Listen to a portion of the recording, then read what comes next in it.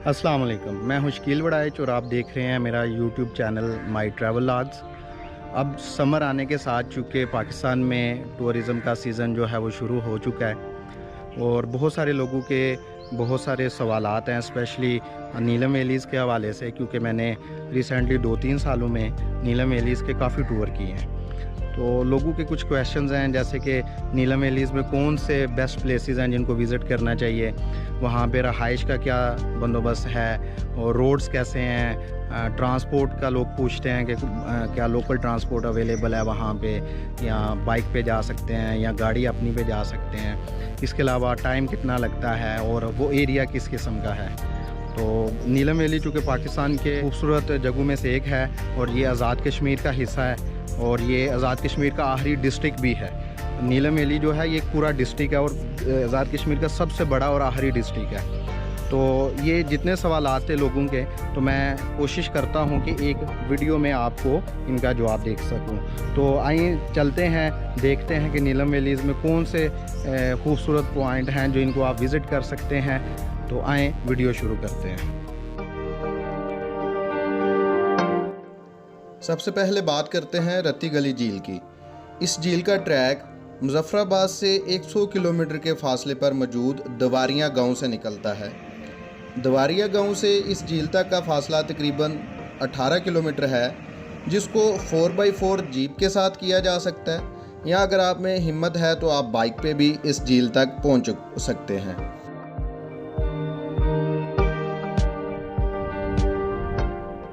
अठारह किलोमीटर के बाद इस झील का बेस कैंप आता है। यहाँ पे आप नाइट स्टे करने के साथ साथ खाने पीने का सामान भी आपको मिल सकता है। बेस कैंप से मज़ीद 2 किलोमीटर की हाइकिंग के बाद आप इस खूबसूरत तरीन झील पर पहुँच जाते हैं और इस झील का नज़ारा ले सकते हैं। इस झील की ऊंचाई सतह समंदर से तकरीबन 12,000 फुट के करीब है। इस झील का नाम जो है इसके पास पाए जाने वाले जो खूबसूरत फूल हैं उनकी वजह से इसको रत्ती गली कहा जाता है। इसके अलावा ये झील जो है ये जून से लेकर सितंबर तक जो है वो इस तक रसाई मुमकिन होती है।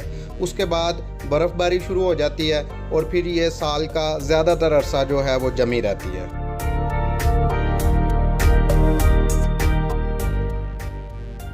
इसके बाद हम बात करते हैं केरन सेक्टर की। जैसे ही हम नुसेरी डैम को क्रॉस करते हैं तो वादी नीलम में दाखिल होने के बाद हम केरन सेक्टर के साथ साथ सफ़र करते हैं।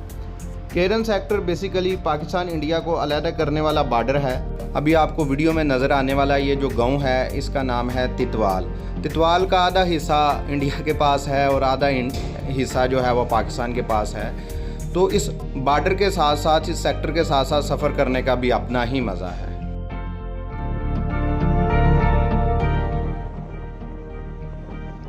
इसके बाद हम बात करते हैं कुट्टन वाटरफॉल की। ये वाटरफॉल कुंडल शाही शहर से तकरीबन 3 किलोमीटर के फासले पर वाक़ है। ये वाटरफॉल जागरा की तरफ से आने वाले एक बड़े बरसाती नाले के एकदम से नीचे गिरने से बनती है। इस वाटरफॉल पर आप हर किस्म की गाड़ी लेके जा सकते हैं और यहाँ पे 2 से 3 होटल्स भी मौजूद हैं, तो आप यहाँ पे नाइट स्टे भी कर सकते हैं। चौथे नंबर पे हम बात करते हैं वादी नीलम के बहुत ही खूबसूरत गांव अपर नीलम की। अपर नीलम गांव जो है ये केरन शहर में मौजूद है और इस गांव से आप केरन सेक्टर का बहुत ही खूबसूरत नज़ारा ले सकते हैं। इस गांव में बहुत ज़्यादा होटल्स मौजूद हैं, आप यहाँ पे नाइट स्टे कर सकते हैं और यहाँ पे आप बहुत ही खूबसूरत इर्द गिर्द के नज़ारे ले सकते हैं। सड़क अच्छी होने की वजह से आप आसानी के साथ हर किस्म की गाड़ी में सफ़र करके इस गांव तक पहुँच सकते हैं और बाइकर हजरात भी इस गांव तक आसानी से रसाई हासिल कर सकते हैं। रात के वक्त इस गांव से बॉर्डर का जो व्यू नज़र आता है वो नहायत ही दिलकश है। आप देख रहे हैं कि वी शेप में जो आपको लाइटें लगी नज़र आ रही हैं ये बॉर्डर है और ये लाइटें जो हैं ये इंडियन आर्मी ने लगाई हुई हैं ताकि रात को जो है कोई भी बंदा गलती से बॉर्डर क्रॉस ना करे। इसके बाद हम बात करते हैं वादी नीलम के एक और खूबसूरत तरीन गाँव शारदा की।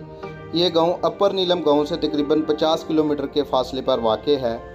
इस गांव तक रसाई के लिए आपको लकड़ी का ब्रिज जो है वो पार करके जाना पड़ता है। इस ब्रिज से आपकी गाड़ी भी जो है आसानी के साथ दूसरी तरफ जा सकती है। ये गांव पहाड़ों में गिरा हुआ बहुत ही दिलकश नज़ारा पेश करता है। यहाँ पे आप दरिया नीलम में बोटिंग भी कर सकते हैं। यहाँ भी आप हर किस्म की गाड़ी में सफ़र करके पहुँच सकते हैं और यहाँ पे दरिया के किनारे होटल्स भी मौजूद हैं जहाँ पे आप रात को रुक सकते हैं।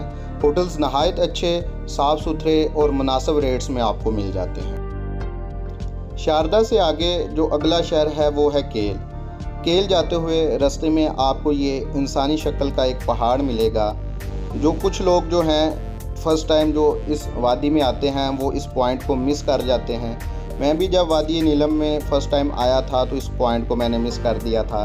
तो आप भी जब यहाँ पे आएँ तो इस पॉइंट को मिस ना करें। यहाँ पे तस्वीरें बनाएं, यहाँ पे आप रेस्ट करें और फिर आगे केल की तरफ मूव। केल शहर का फ़ासला शारदा से तकरीबन 20 किलोमीटर है। आप केल शहर में भी रात को स्टे कर सकते हैं, लेकिन केल शहर से ज़्यादा अच्छी जगह स्टे करने के लिए ओडंग केल है। ओडंग केल वादी नीलम का एक नहायत खूबसूरत तरीन गांव है जो कि पहाड़ की चोटी पे वाक़ है। केल में आप अपनी गाड़ी पार्क करें और फिर पहले केबल के ज़रिए दूसरे पहाड़ पे पहुँचें और फिर वहाँ से तकरीबन आधे घंटे की आसान हाइकिंग के बाद आप इस गांव में पहुँच जाते हैं। ये गांव नहायत ही खूबसूरत है, चंद घरों पर मुश्तमिल है और यहाँ पे भी काफ़ी ज़्यादा आपको होटल्स और कैंपिंग वगैरह जो है वो मिल जाती है। इस गांव को 3 अतराफ से पहाड़ों ने घेर रखा है जो कि इस गांव की खूबसूरती में इजाफा करते हैं। इस गांव को क्रॉस करने के बाद अगर आप पहाड़ की ऊंचाई पर जाएं तो इस गांव का टॉप से बहुत ही खूबसूरत और दिलकश नज़ारा आप जो हैं वो देख सकते हैं। वादी नीलम में अगर आपने केल से आगे मूव करना है तो फिर आपको 4x4 जीप लेनी पड़ेगी। केल से 2 रास्ते निकलते हैं। एक रास्ता आज़ाद कश्मीर के आखिरी गांव ताओबट की तरफ जाता है और दूसरा रास्ता जो है वो शाउंटर वैली की तरफ जाता है। ताओबट का फ़ासला जो है केल से तकरीबन 40 किलोमीटर है और ये रास्ता कच्चा और पथरीला है। यहाँ पे आप बाइक के ज़रिए जा सकते हैं और इसके अलावा 4x4 गाड़ी के ज़रिए। ताओबट जाते हुए रास्ते की जो खूबसूरती है उसका कोई सानी नहीं। एक तरफ पहाड़ हैं तो दूसरी तरफ मुख्तलिफ़ रंगों में बहता हुआ दरिया है और रास्ते में आने वाले छोटे छोटे गांव जो हैं वो इस ट्रैक को बहुत खूबसूरत बनाते हैं। ख़ासकर हिलमत गांव और सरदारी गांव जो हैं वो नहायत खूबसूरत हैं। आप रास्ते में रुक के यहाँ पे चाय पी सकते हैं और थोड़ी देर रेस्ट कर सकते हैं। ताओबट गांव 3-4 हिस्सों पर मुश्तमिल है। ज़्यादातर सयाह जो हैं वो इस गांव का सिर्फ एक हिस्सा देख के वापस आ जाते हैं। मैं ये कहना चाहूँगा कि अगर आप ताओबट जाते हैं तो वहाँ पे कम से कम 2 रातें स्टे करें और ताओबट के सारे हिस्से देखें। एक ताओबट मौजूदा नया ताओबट है जहाँ पे होटल्स वगैरह हैं और लोग जाके स्टे करते हैं। इसके अलावा एक बाला ताओबट है। ये ताओबट से तकरीबन 1 से 2 किलोमीटर के फासले पे है और आप पैदल 10 से 15 मिनट में वहाँ पे पहुँच सकते हैं। यहाँ के जो नज़ारे हैं वो ताओबट से भी ज़्यादा खूबसूरत हैं। ताओबट आने के लिए आप लोकल ट्रांसपोर्ट का इस्तेमाल भी कर सकते हैं। इस्लामाबाद से आप पहले मुज़फ़्फ़राबाद आएंगे और फिर मुज़फ़्फ़राबाद से केल और फिर केल से ताओबट तक आपको लोकल ट्रांसपोर्ट जो है वो मिल जाती है। इसके अलावा अगर आप अपनी गाड़ी पे आना चाहें तो मैं पहले भी बता चुका हूँ कि आपने अपनी गाड़ी केल पार्क करनी है और उसके बाद आप 4x4 जीप हायर करेंगे या लोकल ट्रांसपोर्ट पे सफ़र कर सकते हैं।